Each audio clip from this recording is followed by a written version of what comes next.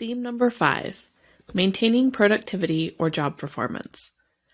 Although there is a positive correlation between training and development and organizational performance, senior leadership within organizations often translate the time and resource needs for training and development not worth the monetary and opportunity cost. As a result, a manager's ability to adequately manage employee issues throughout the layoff experience typically proves to be a challenge. From the first potential word of layoffs all the way through the actual layoff experience, employees may show an increase, decrease, or a mix of productivity. News and social media may have a negative impact on performance, whereas employees worrying about whether they will still have a job may reflect more positive performance results to ensure their value is reflected within the organization. After multiple rounds of layoffs, there's likely to be a decrease in productivity as the willingness to work and expected survival diminishes with each announcement. Emily's story. Emily, the warehouse director at McEnroe Shipping, had been with the company for over a decade, and her intuition had always served her well. With the company's recent layoffs, Emily knew that many of the employees in her department were struggling. She did not realize the severity of impact that the changes were having on Charlotte, one of her direct reports. It would not take long for Emily to begin realizing that Charlotte's reaction to the layoffs were negatively impacting her team. Jason never thought he would be considered one of them, a survivor. Through all the challenges the organization he worked for had faced over the last year, he wasn't quite sure how to feel about being a survivor. In a way, he compared the downsizing at McEnroe Shipping to a tornado, since over half of the workforce was let go. The office was barren, and those remaining were walking around like zombies, not knowing quite how to react to it all.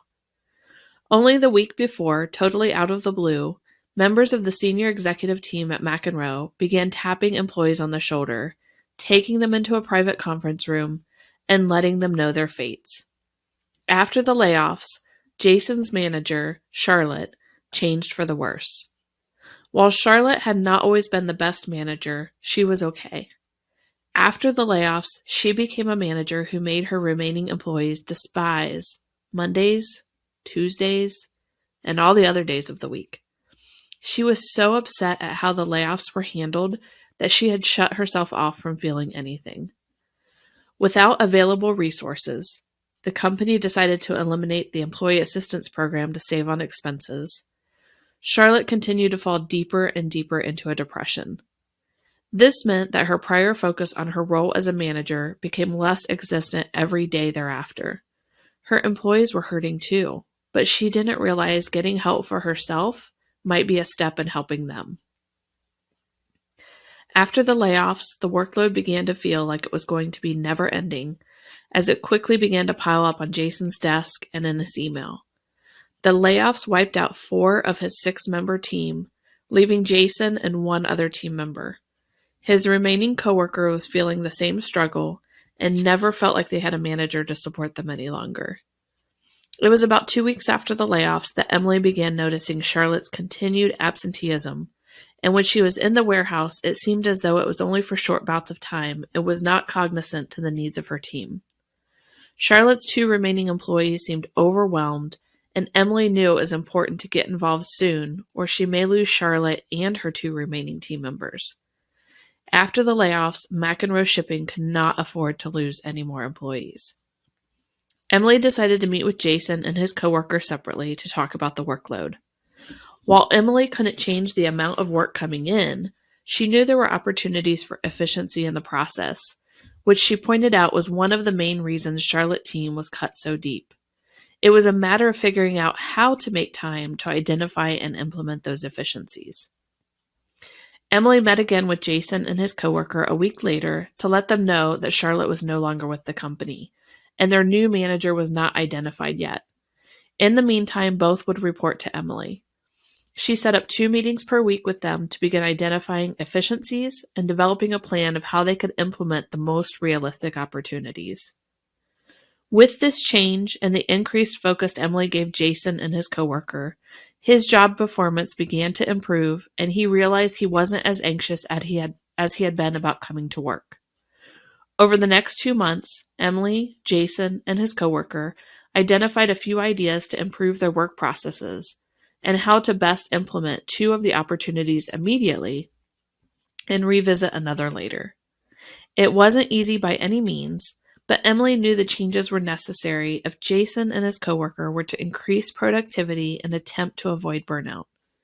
She knew she had to roll up her sleeves and contribute, mainly in the preparation and implementation of the agreed upon efficiencies, since relying on two people that were already buried in business as usual processes and trying to help with this was such a big ask.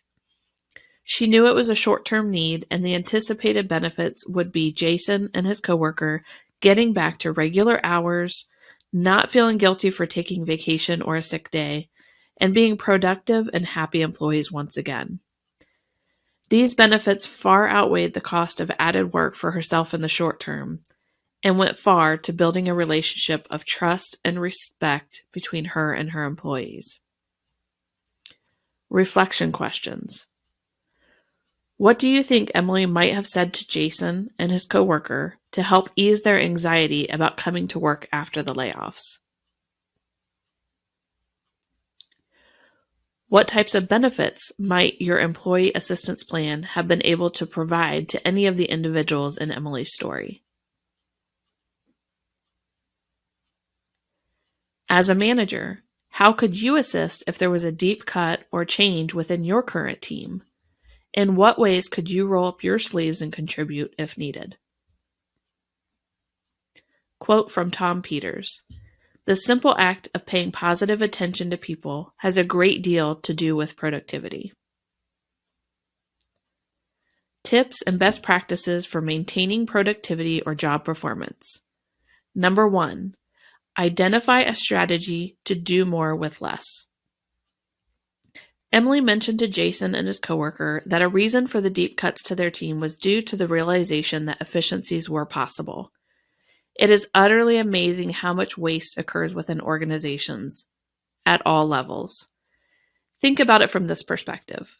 If a manager's team works 4 different functions and senior leadership advised that one full-time employee would need to be transitioned to another department or laid off, how could those 4 functions be looked at from a different perspective?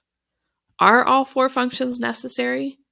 What steps within each of the functions could be automated, outsourced, etc.?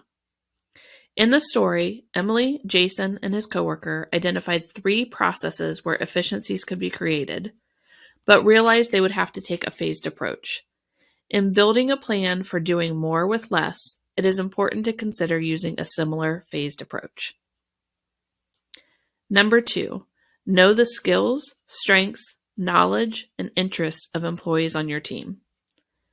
When change happens, there may be occasions where management grabs the first person in sight to help with a process.